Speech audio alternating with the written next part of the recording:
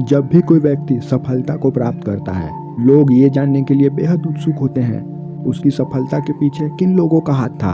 हमेशा हर व्यक्ति की सफलता के पीछे उसके माँ बाप के ही हाथ होते हैं, नहीं तो उसकी पत्नी की हाथ होती है, या फिर किसी स्त्री की, या फिर वो सफलता के कारण खुद ही होते हैं। अब बात करते हैं आम लोगों की जो असफल हैं, तो उनकी असफलता के कारण कौन है? क्या असफलता के कारण उनके माँ बाप हैं या नहीं, या फिर उनकी पत्नी है या नहीं, या फिर वो अपनी असफलता के कारण खुद ही हैं? इस कहानी में आप इस भेद को अच्छे तरीके से समझ जाओगे। इससे पहले आप इस कहानी में खो जाएं, इस चैनल को अभी सब्सक्राइब करें। जंगल में एक लोमड़ी और एक शेरनी दोनों एक ही समय में गर्भ धारण करती है। कुछ समय के बाद दोनों का गर्भपात हो जाता है।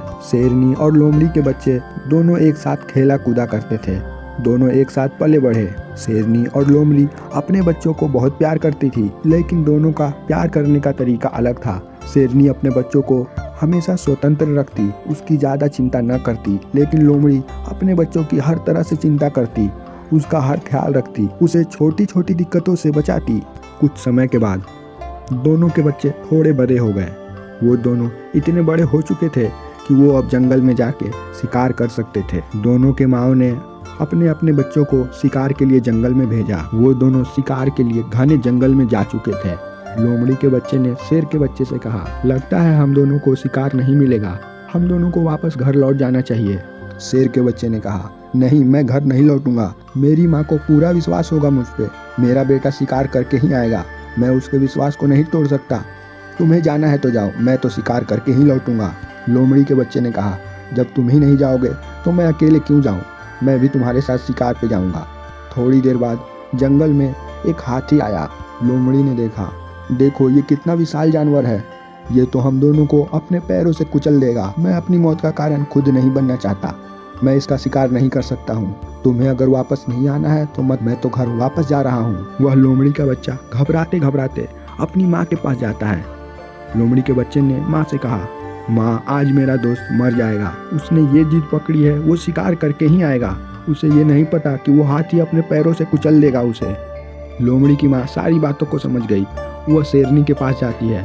उसने शेरनी से कहा, तुम्हारे बच्चे की जान खतरे में है, वह हाथी का शिकार करने गया है, वो अभी बच्चा है, उसे जाकर बचाओ, वो हाथी उसे मार देगा।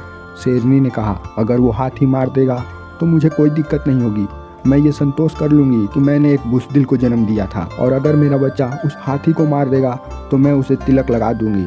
मैंने एक सही औलाद को जन्म दिया है, मेरा गर्भ धारण करना सफल हो गया। और कुछ समय बाद जंगल से वह शेर का बच्चा लौटते हुए आ रहा था। शेरनी ने देखा उसका बच्चा उसी हाथी के सर पे बैठा हुआ है। वह शेरनी का बच्चा हाथी के सर पे बैठा हुआ था और अपनी माँ के पास लेके आ रहा था। उसने हाथी से कहा, चलो मेरी माँ को प्रणाम करो। हाथी ने तुरंत ही अपना सर शेरनी के पाँव में झुका दिया। शेरनी ने अपने बेटे से पूछा, बेटे, क्या तुम्हें इस हाथी से डर नहीं लगा? क्या तुम्हें अपने प्राणों की चिंता नहीं थी? शेर के बच्चे ने कहा, माँ, मुझे अपने प्राणों की चिंता थी, लेकिन उससे भी कई ज़्यादा मुझे तुम्हारी विश्वास की चिंता थी। आज नहीं तो कल मैं तो मर ही जाऊंगा, लेकिन मैं तुम्हारे विश्वास को टूटने नहीं देना चाहता था।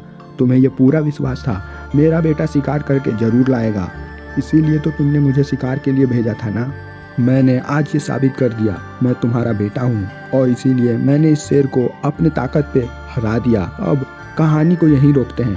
इस कहानी से हमें ये सीख मिलती है कैसे माँ बाप अपने बेटों की, अपने बाल बच्चों की छोटी छोटी चिंता करके उसे नामर्द बना देते हैं, उसे स्थितियों में घुलने नहीं देते, उन्हें स्थितियों का सामना करने नहीं देते। आपने ये जरूर देखा होगा, एक गरीब का बच्चा ठंड के दिनों में नंग धड़ंग घूमता है, और वहीं एक अमीर का बच्चा 10 रजाइयों के भीतर रहने के बावजूद उसे सर्दी लग जाती है। आपने ये भी जरूर देखा होगा, एक अमीर का बच्चा जरा सा वजनदार काम करने के बाद बेहद थक जाता है, और वहीं गरीब का बच्चा पूरे दिन वही काम को करता है। हर व्यक्ति की असफलता के कारण उसके माँ बाप भी उतने ही जिम्मेदार हैं, क्योंकि उन्होंने अपने बच्चों को कभी भी जिम्मेदारियाँ दी ही नहीं, उन्हें वो हर चीज़ फ्री में ही दे दिया, और यही कारण है कि उन बच्चों को उस चीज़ की वैल्यू पता नहीं चली, और इस वजह से वो समय में स्ट्रगल नहीं कर पाए।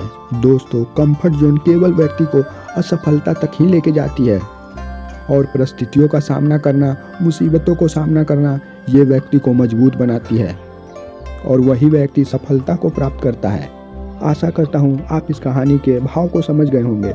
अगर आपके मन में कोई भी प्रश्न हो तो कमेंट सेक्शन में ज़रूर पूछें।